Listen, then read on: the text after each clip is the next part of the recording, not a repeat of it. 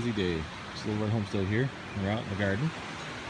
Right now what we're doing is mixing up some sweet potato dirt, which I would love to say is a work of great planning, but it actually is just more of a happy accident that this dirt from the tractor path over there has mostly sand.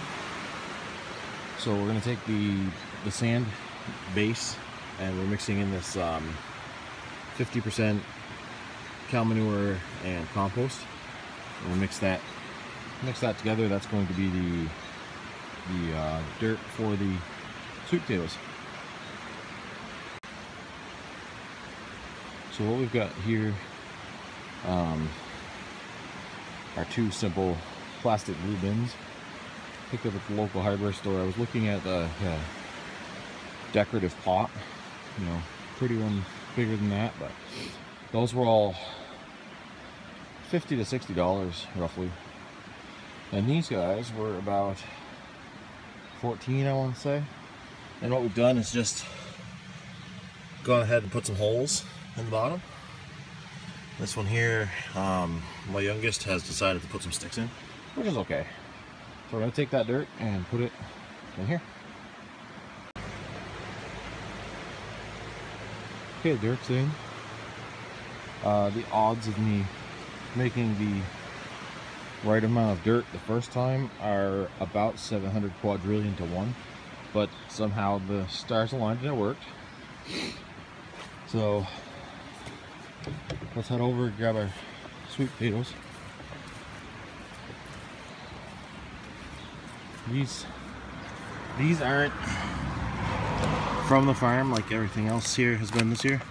These guys I actually went out and bought because I didn't think far enough ahead to get sweet potatoes. But they're here now. They look happy. They look even happier when they're in their own pots. And I'm planning to do is 6 per tub. And I think that should be adequate. There you have it. Okay, 5 down. The first one had this little guy that was all broken and mangled. He's not gonna see the garden, but these 5 are in. I wanted to come back here and let you know the importance of a simple tablespoon in these gardenings. So for many years, the process of these would be to push up on the bottom to get the seedling out. A better way is just to take your spoon real careful and get down. See, it's getting, you can't really see because my big fat hands, but it's getting down along the side here. So you're missing all of your roots, and then the curve of the spoon will naturally, of course it's not going to do it right this time because I'm on camera, but it naturally just carefully pulls everything out and it just rests in the spoon like that. So set you down for a second and set this guy in the ground.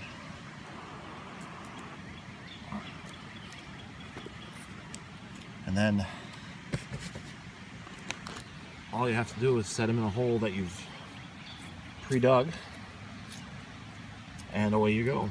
And that allows us to reuse these next year. So this, when it's done, will go straight to the greenhouse.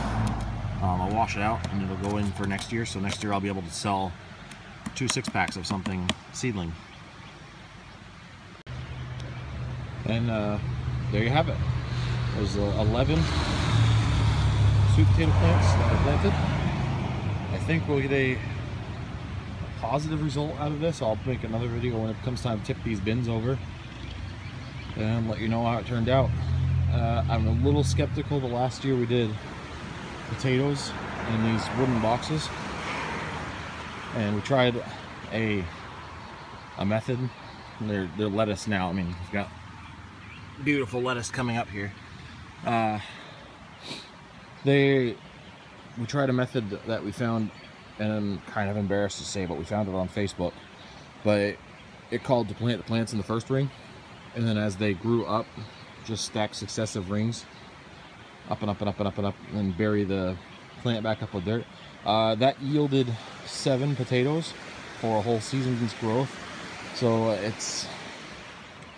I don't know, there's a number of things that could have gone wrong, but I'm inclined to think that it's just not a good practice. I mean, not to say that there's not people out there that haven't had success with it, but I certainly did not. This lettuce is going gangbusters, and it's in for good news because we are about to get 5 days of rain. That leads us to the next project out in the garden today. Mint here. This patch that you see here, when it rains, becomes, for all intents and purposes, swampland. So when you're given a piece of swampland, what do you plant? Mint. Lots of it. So I'll be back with that.